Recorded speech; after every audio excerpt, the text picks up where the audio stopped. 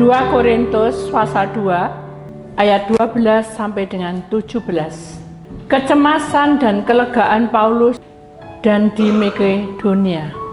Ketika aku tiba di Troas untuk memberitakan Injil Kristus, aku dapati bahwa Tuhan telah membuka jalan untuk pekerjaan di sana.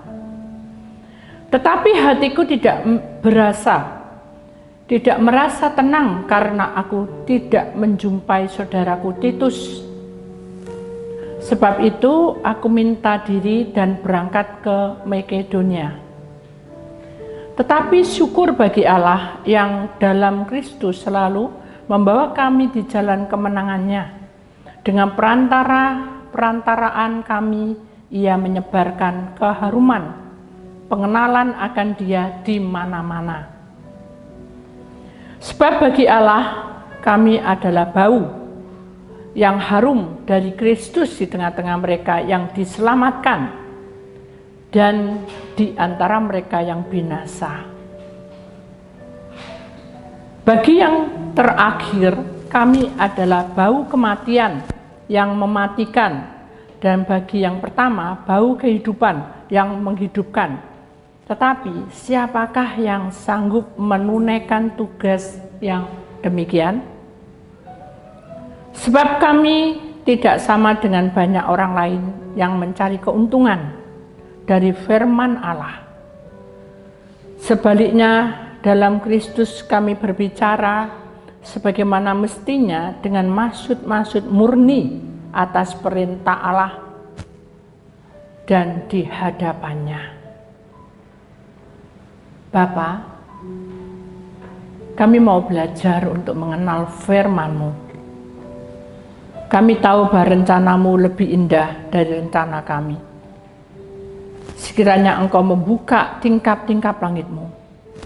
Karena tema hari ini adalah membuka tabir alam roh mengenai tentang roh kepahitan. Kuasai kami, urapi kami dengan perminyakan, karena kami yakin sungguh bahwa di dalam Engkau ada sumber kehidupan. Di dalam Engkau ada sumber keselamatan. Di dalam Engkau ada sumber jawaban. Di dalam Engkau ada sumber kemenangan. Oleh kuasa darah Tuhan Yesus Kristus, kami siap untuk mendengarkan sabda firman-Mu. Urapi kami semua. Dalam nama Tuhan Yesus, Engkau menterai. Yang percaya, kita sama-sama berkata, amin. Beri kemuliaan Tuhan. Puji nama Tuhan. Silakan duduk kembali. Hari ini temanya sangat kuat sekali, di mana dalam persoalan kita sebagai orang pilihan Allah, namanya roh kepahitan itu pasti ada di mana-mana, ya saudara. Tapi sebelumnya kita akan perhatikan dulu tentang penglihatan yang Tuhan tunjukkan dalam hidup kita, bahwa ada sesuatu pesan yang Tuhan berikan, ya. Selasa 4 Juni 2024.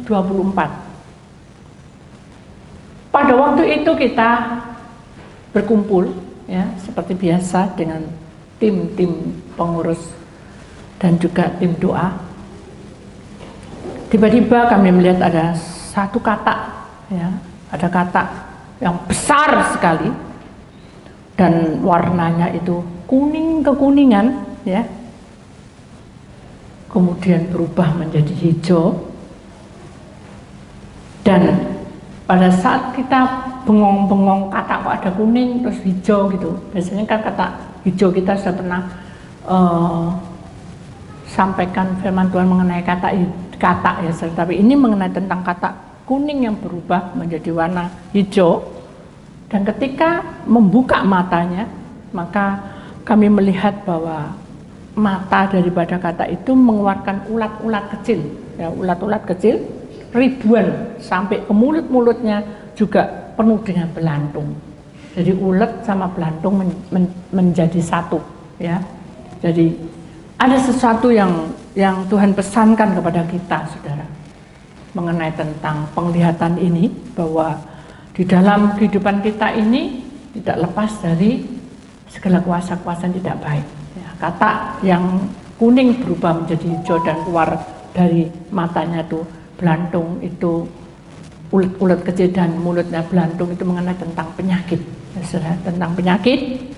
Dan di dunia ini kita akan mengalami suatu penyakit yang mengerikan, di mana penyakit sapar, ya saudara, terjadi di mana-mana. Dan itu tertumpah penuh di seluruh dunia. Kalau dulu itu mengenai tentang virus, ya. Sekarang ini mengenai penyakit sapar. Mengapa itu terjadi? Itu kan menjadi suatu pertanyaan. Kita tidak membahas penyakitnya, karena pasti itu dari iblis. Tapi kalau kita membahas mengapa sampai terjadi, nah itu yang harus kita tahu, ya, mengapa sampai terjadi seperti itu. Tuhan itu tidak seperti itu. Dia memberikan kita itu sesuatu yang selalu indah pada waktunya. Dan kuasa Tuhan itu tidak pernah berubah, ya. Waktu seperti yang ditunjukkan bahwa di dunia ini ada penyakit sapar, maka perintah dari Guma itu segala malaikat itu kirim, ya, orang-orang anak-anakku untuk mementeraikan setiap ambang-ambang pintu. Nah itu mengenai tentang bagaimana dulu pada waktu zaman dahulu bangsa Israel, ya, pernah mendengar bahwa pada waktu itu anak apa yang meninggal, ya? Anak apa?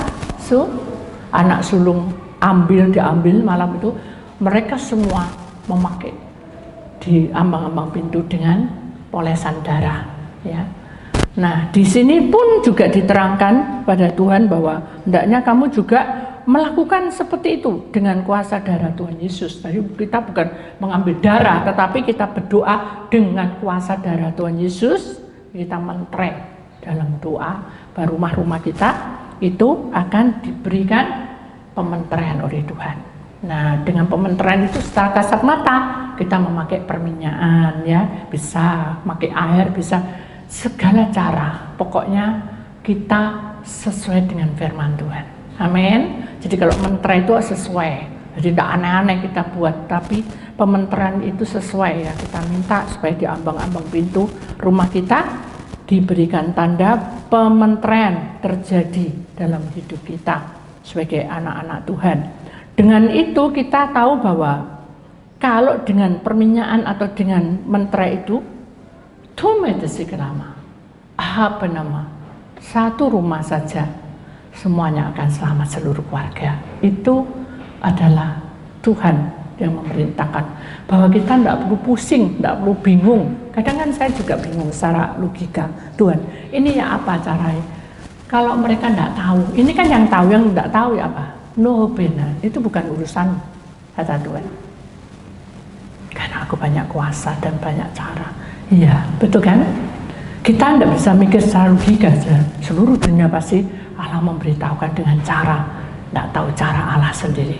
Ada yang sama, ada yang tidak sama, tapi intinya setiap ambang pintu mendapat pementeraian. Jadi kita berdoa dengan pementeraian darah Tuhan Yesus. Doanya saudara, Tuhan menterai ambang pintu saya, pintu depan saya menterai. Nah itu saudara, itu sama saja dengan pementeraian, ya. Kalau secara fisik kita datangi dan kita puasa, kita doain, itu namanya pemberkatan tempat, ya. Diberkati, ya, tempatnya, tapi itu di ambang pintu aja. Itu merupakan sesuatu yang membuat kita menjadi indah pada waktunya. Kalau enggak, itu akan terjadi transfer yang tidak baik, ya. Karena kata itu menunjukkan tentang kenajisan, ya, kenajisan fisik, kenajisan hati, pikiran, tubuh, roh, jiwa. Saya akan terangkan nanti, so kita akan lanjut lagi dengan penglihatan. Nanti kita bahas untuk ayatnya, ya. Kemudian setelah kita mendapat pementeraian itu kita lega, ya, sudah terang. Jadi terang itu ada di tempat di mana mereka sudah mendoakan rumah-rumah kita. Jadi terang itu ada. Setelah kita merasa lega, tapi ada sesuatu yang membuat saya tidak tenang. Kenapa? Karena pada waktu kita berdoa bersama-sama, itu ada bayangan yang besar melebihi dari plafon, yang melebihi dari rumah, ya. Lebih besar lagi, dan itu tembus pandang, itu secara roh, dan saudara, ternyata itu adalah raksasa, ya, raksasa. Dan raksasa itu tidak tahu wujudnya bagaimana, tapi yang jelas itu raksasa, ya. Kenapa saya bilang gitu? Karena saya juga pernah mengalami suatu kesaksian, nanti saya juga akan terangkan, saudara. Saya pernah bertemu dengan raksasa seperti itu, ya. Tapi ini lebih besar lagi, saudara.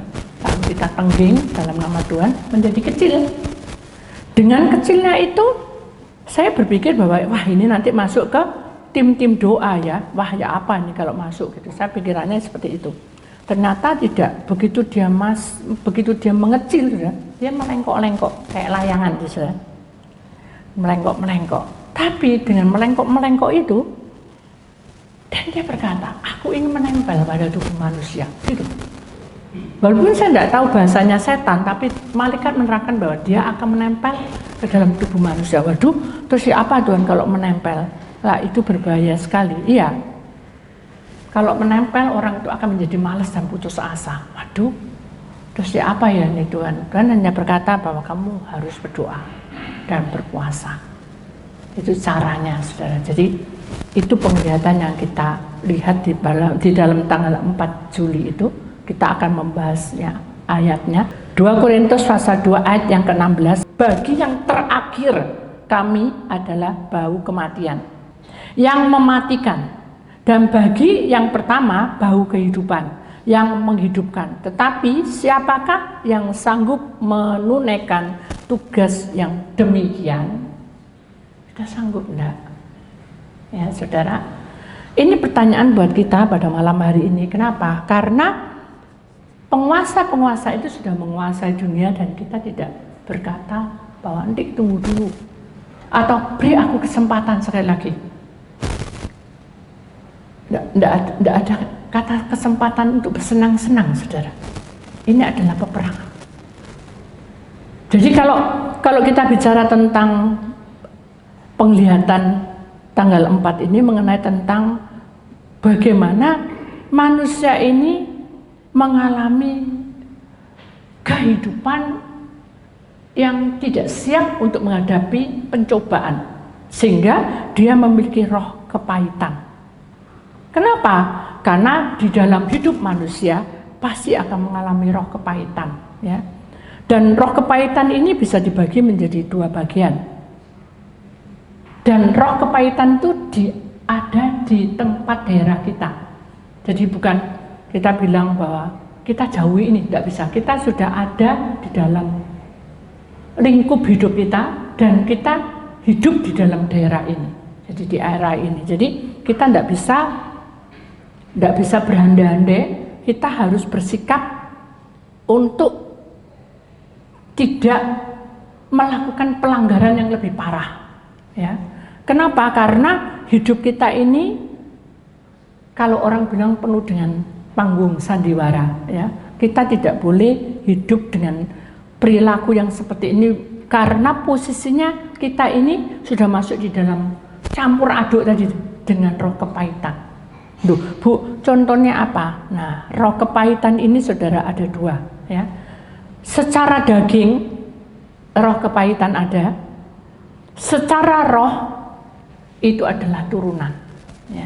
Sekarang kita membahas secara daging, ya. Secara daging itu adalah pribadi kita sendiri, pribadi kita yang harus memiliki sikap untuk bertindak.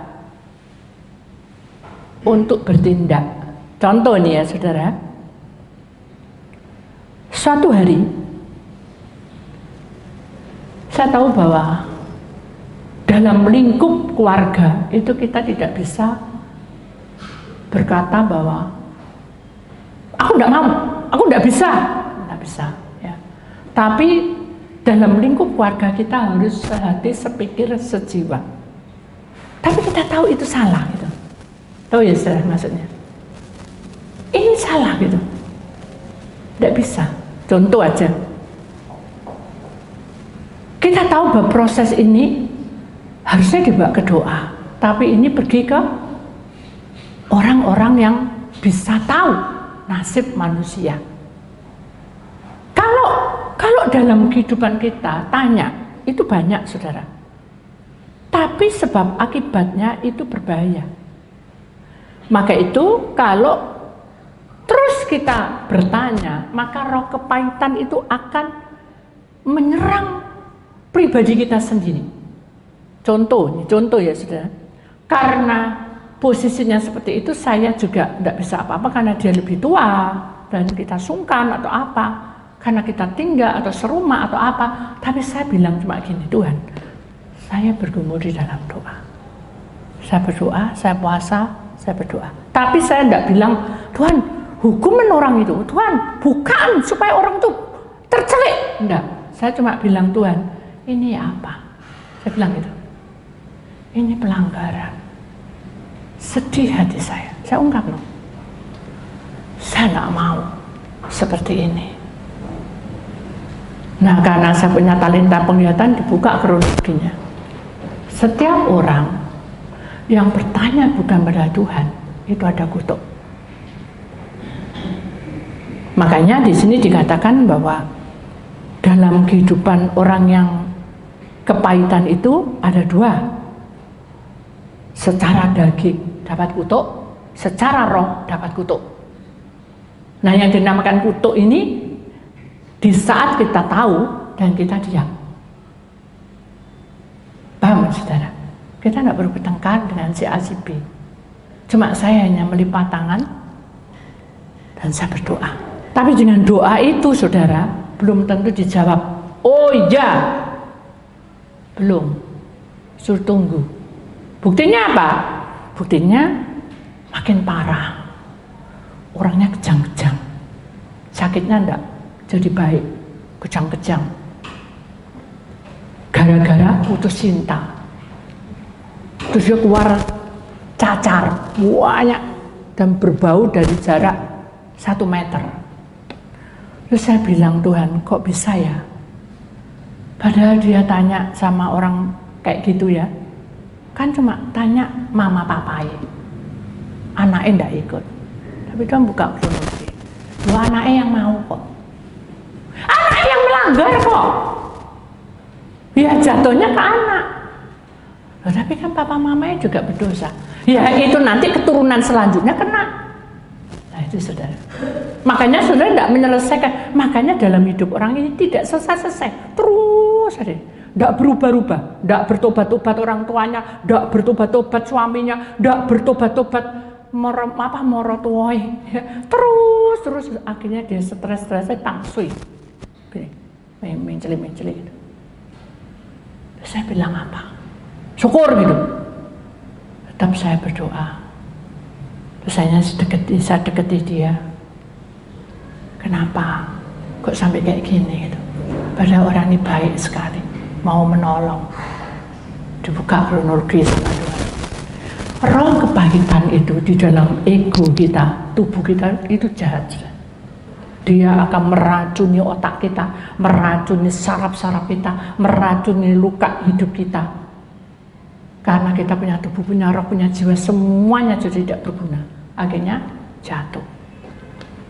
Terus apakah ada kesempatan? Ada, tapi hanya pertobatan, tidak pulih. Nah ini saudara, bedanya di sini.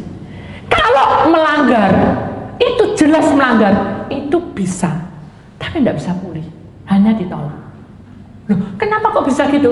Karena tabur tuai. Kalau orang menanam padi, ya pasti buahnya apa? Hasilnya apa? Padi. Oh, aku pengen semangka. Aduh, aku pengen semangka, jadi semangka. Kan sulap itu. Sama. Ketika kamu mau melakukan itu, tahu ini melanggar, tapi tahu dilanggar aja demi kepuasan pribadi. Apa yang terjadi? Tabur tuai. Hingga anak tidak karu-karuan hidupnya. Dia tidak dicintai sama orang tuanya. Jadi ada aja terus. Dari rumah itu kalau orang tuanya bilang, oh lagi kayak neraka. Tidak kerasan di rumah. Semuanya pergi minggat sendiri. Pergi ke sana seminggu, pergi ke sana 2 minggu. Terus hidupnya tidak karu-karuan. Kenapa? Karena kamu percaya ilah lain. Tuhan tidak suka. Allah itu pecemburu. Halo? Allah itu tidak suka diduakan. Mulai sekarang harus berubah. Kenapa? Karena saudara sudah diberitahu oleh Tuhan, jangan ke sana, itu berbahaya. Jangan ke sana, itu berbahaya. Kenapa? Karena kata Tuhan, kalau kamu memiliki kehidupan kamu, roh kepahitan itu pribadi, ndak mbok putus maka semuanya akan gagal. Nah lalu buat apa? Lek akhirnya gagal, loh, Tuhan pasti menerangi dong dengan banyak cara. Bisa diketuk, buka hati bertobat. Bisa juga lewat orang lain. Nggak mau nurut, ya hancur semua keluarganya. Jadi pada intinya Tuhan itu ingin ketegasan kita, saudara. Jangan pelin-pelan. Kalau kamu cinta Tuhan, tidak usah tanya siapa-siapa, tidak usah aneh-aneh kelakuannya. Itu baru Tuhan jawab. Halo? Baru apa? Tuhan jawab. Tapi kalau saudara masih mengsle, sih percaya gini, percaya gitu. Nah akhirnya saya berdoa gini, Tuhan, apa yang saya lakukan? Ya sudah, bilang ini terakhir. Aduh, saya kalau bilang terakhir tidak berani Tuhan, karena dia lebih tua dari saya. Kayak sudah gini-gini, saya takut. Tuhan diam, tidak maksa. Hanya Tuhan buka. Ada anjing, ya sudah, yang lewat, dia kejepit pintunya, kejepit pintu. Terus gitu, orang yang pemilik anjing itu marah-marah. Sudah dibilangi, dikeplaki kepala, gablek ini, dijejeki. Mati aja kamu, daripada kamu keseksa separuh gini, lihat ususmu hancur, dikeplaki sudah teman. Kenapa? Karena anjing ini dablek. Sudah dibilangin tidak boleh ke tempatnya gerbang, bolak-balik di gerbang. Terus mau apa sih kamu di gerbang? Mau lihat tok. Saja kamu lihat orang itu diikut. Sampai dimarahin gitu. Dibuka, ini loh hidup. Kamu tuh hanya ingin melihat kesenangan, melihat selesai semua masalah. Tapi dengan cara tidak baik. Mencelakakan diri. Akhirnya orangnya jadi nangis, ya aku memang salah gitu. Sekarang aku mau bertobat, ya sudah bertobat. Doain. Hati yang gembira adalah hanya dia terus sukacita mendengarkan pujian, bertobat. 3 tahun lebih, barulah ininya saudara rodok gini. Jadi ininya rodok meleduk, rodok gini, tapi tidak petok. Tapi sudah kelihatan kalau ini rodok pesok gitu. Hanya dia mensyukuri, dia ngomong juga lancar. Hanya dia pelayanan, menjadi pelayan Tuhan. Apakah saudara mau menunggu seperti itu? Halo? Menunggu anaknya tidak ada semua. Anaknya meninggal semua. Kenapa? Karena dia anaknya seperti Ayub, tidak ada yang setia pada Tuhan. Siapa yang tahu kebenaran? Ya cuma mama itu. Kenapa kok sampai kayak gitu? Dinikah kok sampai kayak gitu, sampai punya anak banyak, kok akhirnya jadi nggak karu-karuan? Karena Tuhan ingin ini tugas mulia untuk kamu. Makanya di sini katakan, apa kata Tuhan di sini? Sebagaimana mestinya dengan maksud-maksud murni dari perintah Allah, saudara. Kita tahu bahwa keselamatan itu ada di pihak kita, tapi Tuhan berkata, tetapi siapakah yang sanggup menunaikan tugas yang demikian?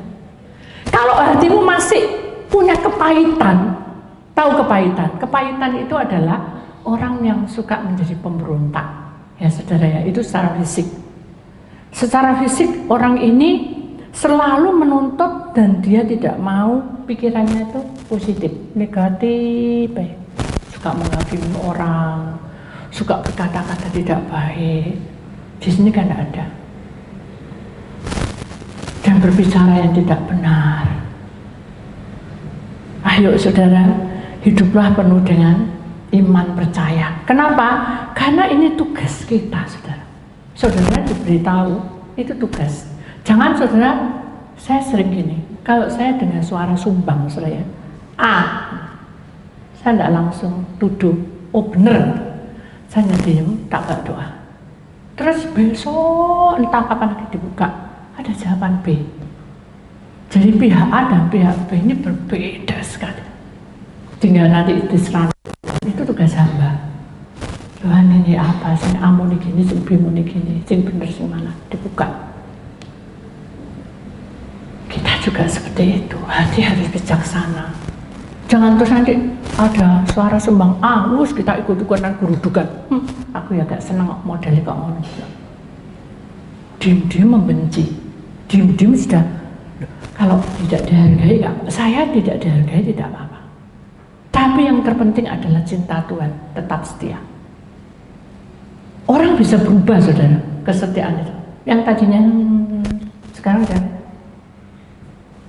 sudah gak mau maling. Enak di perasaan, tidak enak. Nah, kalau saya memiliki hati yang betul-betul kepahitan dari itu, saudara, saya akan menemukan Tuhan. Yang tak temokno adalah kok gini ya muka mbak aku ya, kok gini ya kelakuannya ya, saya kok dilihat kok rasanya sinis ya mbak aku. Terus akhirnya kita selalu punya pikiran yang apa? Yang negatif. Itu bukan dari Tuhan. Di dalam Tuhan kita bersaudara. Amin.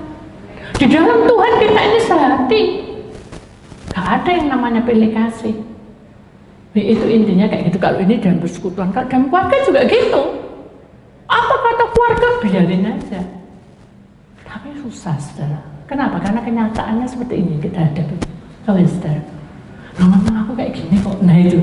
Kalau kita, aku kayak gini tapi tidak membangun, kenapa kita teruskan? Karena roh itu mengikat kita. Seperti kata tadi, yang kuning-kuning yang berubah menjadi hijau, lalu keluar belantungnya, keluar dari mata dan dari mulutnya, keluar ulet dan belantung. Itu artinya adalah serangan itu masuk di dalam hidup manusia sampai kita tidak berdaya. Itu secara daging. Sekarang kita bicara tentang kutukan, saudara, ya. Kalau kita bicara mengenai tentang kutuk, saudara, kita tahu bahwa turunan itu tidak bisa kita bilang bahwa gak apa-apa, aku anak Tuhan, tidak bisa. Selesaikan dulu. Kalau kita dengar ya, kamu dulu dikutuk-kutuk, kamu gak punya anak, ya putuslah dulu, saudara. Berdoa sama Tuhan, puasa, minta pimpinan Tuhan, Tuhannya apa, enggak minta sama hamba Tuhan supaya didoakan doa pelepasan. Selesai kok. Tuhan pasti menyelesaikan. Dari semula kita dilahirkan, Tuhan tuh memberikan kesempurnaan pada kita. Cuma kita aja yang iblis itu selalu menghadang kita sehingga kita kebawa terhenti di situ. Tuhan pasti selesaikan dari awal. Tuhan bilang, no biar aku pasti akan ikut campur tangan dalam duduk perkara. Yang terpenting dalam hatimu tidak boleh ada humata. Percaya bahwa itu sudah dikutuk kamu sama nenek moyangmu dari 3 turunan. Nah, itu diputus, sudah tidak ada. Di dalam Tuhan, ketika kita percaya, kita ikut doa pelepasan, sudah selesai. Tuhan selesaikan. Tapi kita mengingat lagi memori yang ke belakang, tidak bisa selesai. Dan saya bertemu dengan seseorang, dia itu orangnya saklek dan sering berdoa. Lalu dia bilang gini, Ibu, kalau saya bagaimana? Loh, aku bukan berdukunan, gitu. Aku ini hamba Tuhan, ya tapi saya ini apa gitu kok? Saya merasa bahwa, nah begitu bahwa Tuhan bilang, udah Tuhan tahu kok, kamu ini suka mikir memori lama. Nah itu saya. Jadi kalau hati kita benar-benar cinta Tuhan, kepahitan itu harus diputus. Tapi itu kepahitan kadang tiba-tiba muncul, betul enggak? Aku pernah disakiti ini, aku pernah enggak seperti itu?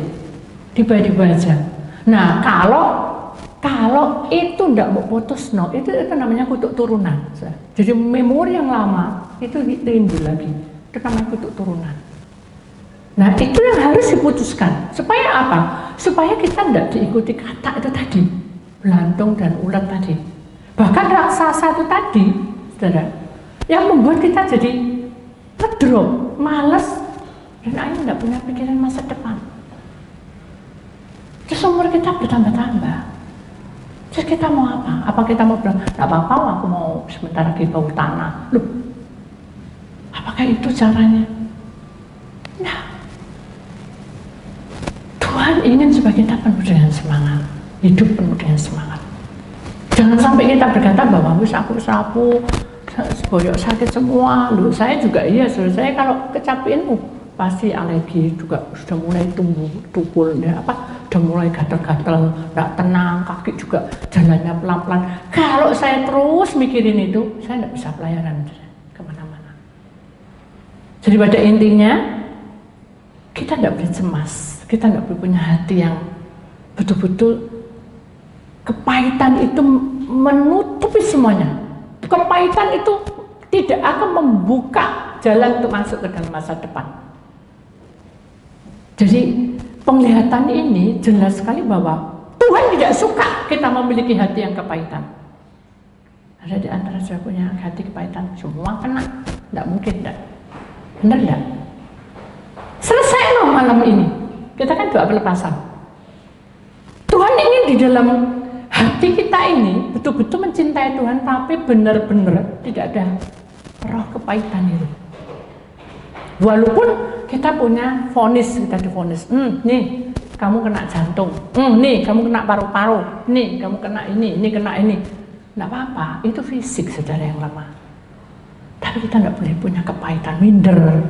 Hanya kita juga emosi tingkat tinggi, nah itu dibilangin nggak nurut, aku sekali ini aja. Itu saya. Terus enggak apa-apa Tuhan, aku sekali ini aja Tuhan, aku enggak mau Tuhan, terus aku janji enggak melanggar. Buktinya apa?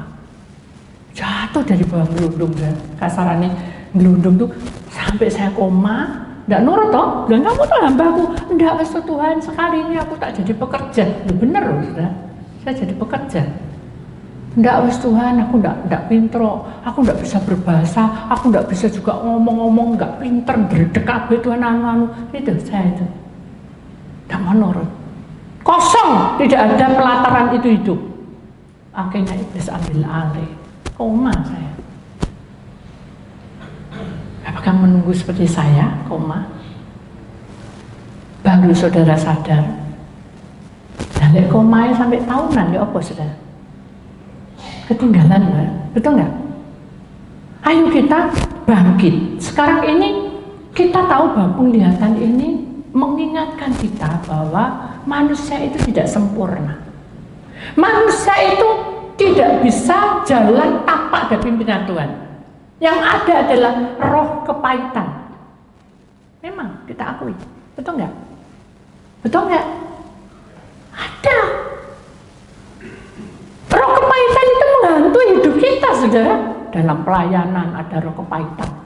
Udah kok ngene kok lah. Itu saudara. Padahal Tuhan izinkan supaya kita ini benar-benar ngerti rendah hati itu seperti ini loh. Kamu tuh harus sabar. Dibuka semuanya kok. Intinya kan gitu. Kalau di dalam pemikiran kita cuma pikirannya kita cuma pertolongan Tuhan loh, enggak apa-apa, itu memang kita iman. Tapi kalau pertolongan Tuhan enggak kunjung-kunjung datang, kira-kira bosan enggak? Halo?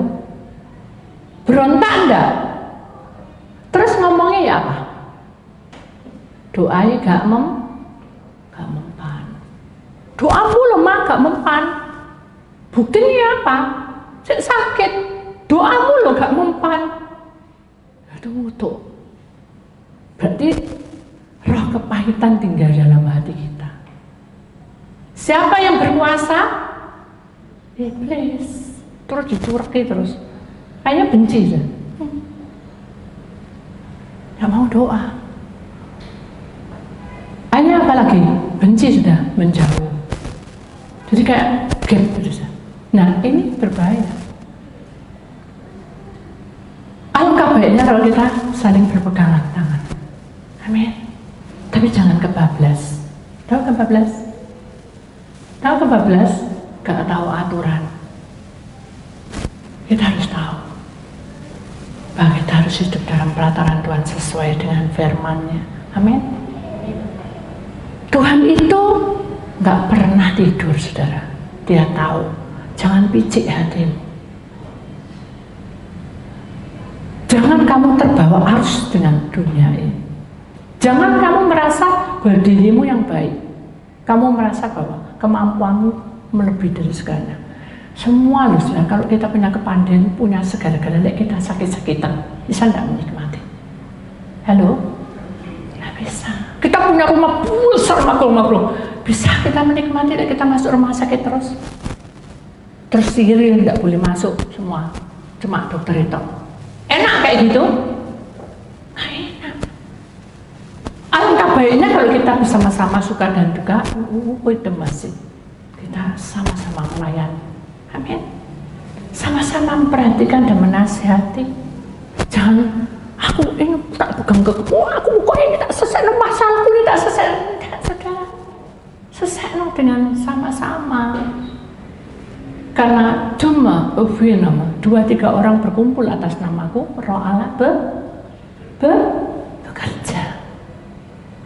Mari kita imani supaya penglihatan kata dan belantung dan ulet, bahkan rasa yang kembali menjadi kecil dan malas, dan hidupnya tidak ada gairah untuk hidup ke masa depan, itu semuanya kita tahu. Berarti kita cegah dengan kuasa Tuhan, kita minta. Kita ini sudah masuk dalam areanya, kita ini sudah kena dampaknya. Apa buktinya? Siapa yang tidak mengurus keuangan? Halo? Mengeluh kan semua? Itu kena dampaknya. Pernah kita dihianati orang? Itu juga kena dampaknya. Pernah kita dikata-katain tidak baik dengan gosip? Itu juga kena dampaknya. Kenapa? Karena dalam hidup orang itu ada kepahitan. Jadi tak sadar ya bahwa orang yang berkata-kata tidak baik dan tidak membangun itu adalah roh kepahitan. Itu harus dipulihkan. Doakan orang itu agar pulih. Roh ingin tahu juga tidak boleh, saudara. Bukan urusannya, ojo melok-melok. Sasaran gitu sering. Saya sendiri juga tidak tahu. Apapun yang terjadi dimanapun, kalau kita tidak perlu kita ngurusi sampai mendetail. Kita hanya perlu doa. Yang perlu setannya diusir, itu saya. Saya harus belajar, karena Tuhan juga demikian. Tuhan jalan, ketemu orang kena kusta, tolong Tuhan, tolong. Dia tidak tanya rumahmu mana Pak, kamu kerjaanmu apa Pak? Tidak. Dia bilang, ada apa? Tuhan bilang itu, tolonglah guru, saya ini kena kusta, tidak ada obatnya, ini sudah bernanah semua di mana-mana. Saya ingin hidup normal. Karena Tuhan melihat isi hatinya dia tidak ada roh kepahitan. Dia bilang, bangkit, pergi kamu ke tempat baik Yesus, ditemui hambaku. Mengapa Tuhan tidak bilang, sembuh kamu? Tidak gitu. Karena dia ingin manusia lepas dari gosip, lepas dari roh kepahitan, lepas dari semuanya. Dia lari melepaskan semua penyakitnya. Amin. Ketika Tuhan mulai datang, dia naik perahu, ya perahu gepek itu saudara, turun dengan murid-muridnya. Siapa yang menghadang? Orang gila. Orang gila saudara, tidak waras. Berapa yang masuk di setan di situ? Raja ya saudara. Tapi Tuhan tidak takut. Kenapa? Karena dia tahu orang ini waktunya bertobat. Dia dengar, langsung dijawab sama Tuhan. Kamu keluar, setannya ketakutan. Aku tidak mau mati Tuhan, aku mau masuk di babi-babi itu. Betul nggak? Betul nggak? Hanya pergi ke babi-babi, sembuh. Kenapa? Karena orang gila itu tidak ada roh kepahitan. Memorinya, memori. Orang gila kan, maaf ya, orang gila kan tidak bisa mikir gini-gini, tapi memorinya dihapus sudah. Dia tidak mengingat masa lalu, dia hanya ingin sembuh. Itu orang gila. Kita ini hidup sudah diberkati, cukup, anak-anak kita semuanya ada. Kita harus apa? Mengucap syukur. Sampai detik ini kita masih sehat, tidak kena virus. Kita mengucap syukur. Walaupun kondisi keuangan kita mulai habis lah sasarannya. Ketika habis, siapa yang datang? Orang janda yang harus memberikan anaknya 2 itu. Dibeli anaknya oleh majikannya, dia harus membayar. Tapi datanglah hamba Tuhan, aku minta makanan, aku hanya cuma segenggam tepung, ya toh? Dikasih loh saudara. Tidak makan tidak apa-apa, pokoknya aku percaya Tuhan pasti tolong saya. Bukan minta loh ini, tidak nuntut loh ini. Bilang sama anak-anak ini tak kasih no ya. Ini bapak ini kasihan, dia pelayanan di mana-mana lapar. Ya kasih no bu, kasih no ma. Rela anaknya. Apa yang terjadi? Kuasa Allah bekerja. Dia berikan minyak, buli-buli, semua paceklik, seluruh paceklik ibu ini, janda ini tidak paceklik. Kenapa? Karena Tuhan tahu ibu ini tidak kepahitan. Amin. Halo, mau kita lepaskan kepahitan kita malam ini? Mulai sekarang buang memorimu, ya. Hidup baru. Loh bu, tapi kapan bu? Nggak usah menunggu. Amin. Lepaskan, ikut Tuhan sampai Tuhan buka jalan. Amin. Loh, gak pas bu, nanti tambah dosa atau tambah nggak karu. Itu bukan hakmu menghakimi dia. Halo, bukan hakmu. Loh, nanti tidak sembuh-sembuh, nanti habis banyak uang itu juga bukan hakmu. Tuhan pasti buka jalan. Yang terpenting adalah kamu percaya, serahkan hidupmu supaya roh kepahitan tidak menutupi hidupmu dan hidup sesuai dengan kehendak Tuhan. Amin. Berjuang. Jangan saudara merasa udah tua, tidak bisa apa-apa, duduk termangu, gak selesai masalahnya. Saya itu. Ketika masalah itu datang dan saya tidak tahu apa yang saya perbuat, saya cuma nangis, saudara. Saya hanya menangis di bawah kaki Tuhan. Berat. Saya alami. Tapi saya tahu Tuhan selalu jawab hidup saya. Maka itu saya juga tidak ingin penglihatan itu menutupi masa depan anak-anak saya, menutupi masa depan kehidupan saya. Saya harus bangkit. Saya harus bisa melewati semua itu. Karena bersama Tuhan kita bisa lewat. Amin. Tuhan tidak pernah membiarkan kita selama hidup kita menjadi miliknya. Dia akan ada bersama kita. Kenapa? Karena firman-Nya itu hidup. Amin. Selama ini kita pegangan apa, saudara? Saudara ketemu Tuhan Yesus? Ada yang ketemu Tuhan Yesus? Oh ada bu. Itu ada satu kemurahan Tuhan. Tapi semuanya belum tentu. Tapi yang Tuhan mau adalah kamu bertemu dengan aku saat kamu membuka firman-Ku. Betul nggak? Firman itu adalah percakapan Tuhan dengan kita. Firman itu yang akan memberi kita bertindak untuk mendapat kemenangan. Kalau kita tidak punya firman, tidak punya pegangan itu, saudara, kita akan jatuh dan kita masuk di dalam apa, saudara? Belantung dan ulet. Bahkan kita masuk di dalam raksasa tadi, jadi males, tidak mau pelayanan, tidak mau apa, saudara, kayak gitu. Maukah kita punya masa depan?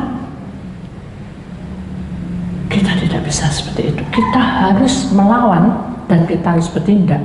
Hidup kita ini harus ditentukan oleh perkataan Tuhan. Kita imani, kita percaya bahwa bersama Tuhan keamanan itu dijamin. Bukan 1000% seumur hidup dijagai kita. Amin. Tapi buktinya bu, aku tidak kuat bu oleh kayak gini. Nah, karena saudara memakai logika. Kalau saudara pakai kekuatan Tuhan, Tuhan yang menopang kita kok. Karena hidup kita ditentukan olehnya. Betul nggak? Hidup kita ini ditentukan oleh Dia. Penglihatan yang kita lihat dan kita bahas tadi ada sesuatu yang tidak baik.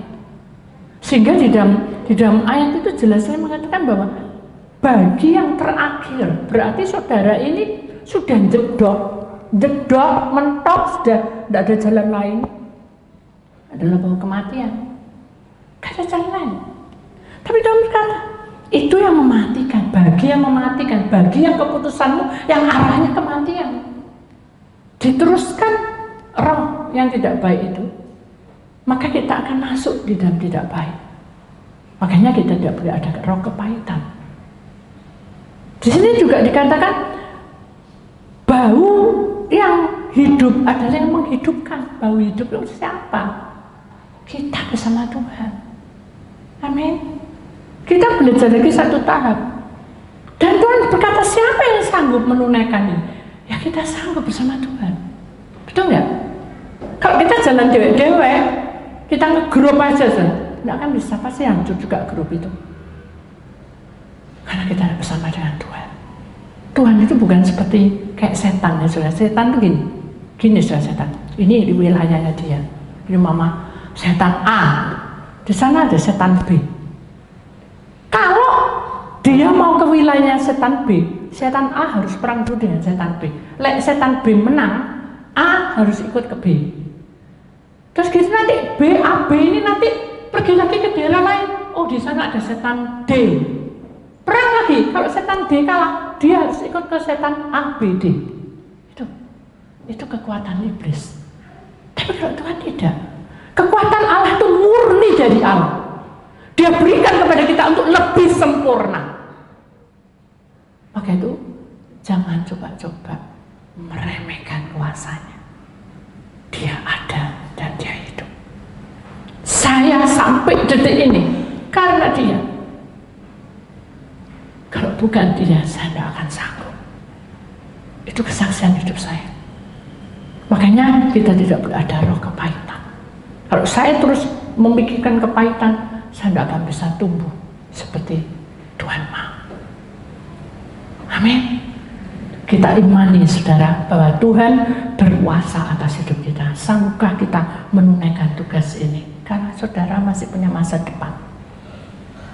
Amin.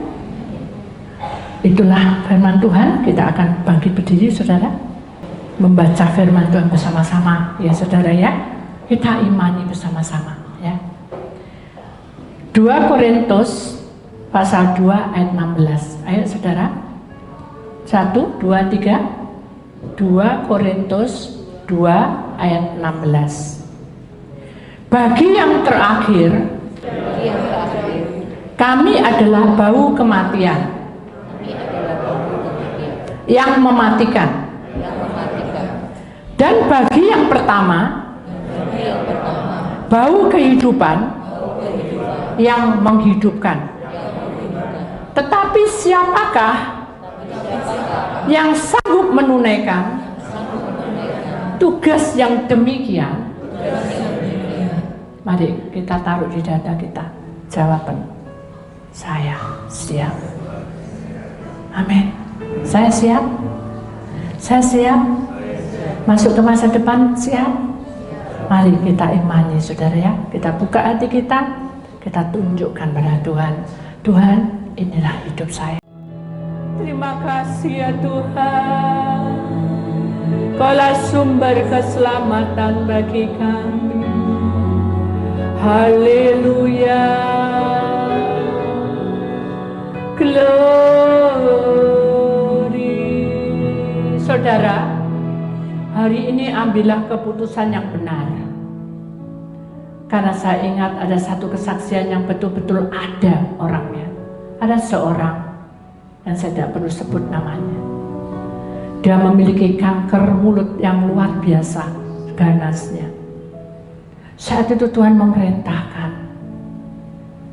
hati-hati, jangan melanggar, jangan makan ini, jangan makan itu, terutama hatimu. Serahkan hidupmu pada Tuhan, agar Tuhan punya rencana indah atas masa depan. Percayalah, Tuhan buka jalan, tapi orang tidak mendengarkan saudara. Akhirnya dia pergi ke luar negeri. Beberapa kali vonisnya tetap. Dia punya kanker mulut yang ganas dan tidak ada obatnya. Dan dia pulang dan putus asa. Dan dia berkata, apakah Tuhan masih sayang dengan aku? Karena aku sudah salah mengambil keputusan. Hari ini aku percaya. Aku tidak mau tanya orang lagi. Aku mau percaya pada Tuhan.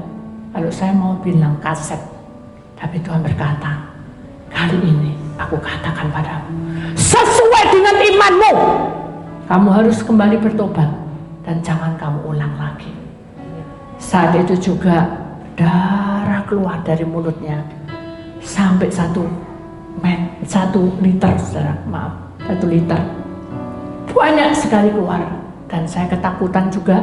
Tuhan hanya bilang apa? Ini racun aku keluarkan. Percaya?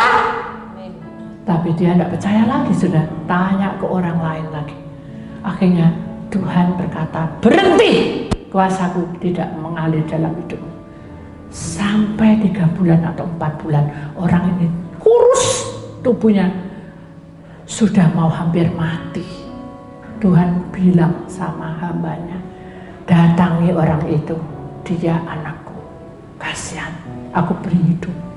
Saya menangis, saudara, karena saya takut dia menolak saya. Tuhan berkata apa? Walaupun kamu ditolak, tapi kamu sudah menunaikan tugas ini. Baiklah Tuhan, saya menghampiri dan menangis. Dan saya bilang, kamu harus bisa percaya dan tanya pada Tuhan. Jangan tanya pada ilah-ilah lain. Percayalah, Tuhan punya kuasa. Akhirnya orang itu betul-betul bertobat. Mujizat Allah terjadi. Sembuh, saudara. Sampai detik ini. Dan dia gemuk kembali. Itulah janji Tuhan pada kita. Jangan sampai kita hilang. Hilang ingatan, hilang segalanya. Seperti orang yang tidak waras. Tuhan ingin kita, iman kita bertambah, bukan tambah turun, baru naik. Kita tambah naik, tambah naik. Peringkat kita sudah naik, tinggal kita mau naikkan lagi. Mari kita janji pada Tuhan. Malam ini kita letakkan, angkat tangan. Tuhan, inilah hidup saya. Hari ini saya mau serahkan apapun yang terjadi, suka duka mengiring Engkau. Saya percaya saya serahkan rumah tangga saya serahkan pekerjaan saya serahkan keuangan saya, ekonomi saya serahkan semua penyakit saya serahkan semua anak mantu cucu saya serahkan semua yang saya miliki dalam nama Tuhan Yesus. Maka saya serahkan semuanya. Saya percaya saya tidak akan kemana-mana. Saya ingin Tuhan supaya hidup saya bersama Engkau. Dalam nama Tuhan Yesus, ladang hidupmu diberkati, ladang rohanimu diberkati, ladang kesehatanmu diberkati, ladang pekerjaanmu diberkati, ladang rumah tanggamu diberkati, ladang dan sekelama, ladang pergumulanmu Tuhan ikut campur tangan. Jangan sampai bau yang tidak enak itu merangsang hidupmu. Tetapi Tuhan punya bau yang harum. Terima kasih Tuhan. Ketika 1 liter keluar darahnya, saudara, yang terakhir bukan darah tapi nanah yang muak dan mual berbau tidak sedap keluar dari mulutnya sampai ke lidahnya terbuka semua, terbelah. Tuhan pulihkan lidahnya. Terima kasih Tuhan. Dalam nama Tuhan Yesus Kristus kami sudah terima firman-Mu. Yang percaya kita sama-sama berkata, amin. Di kemuliaan Tuhan.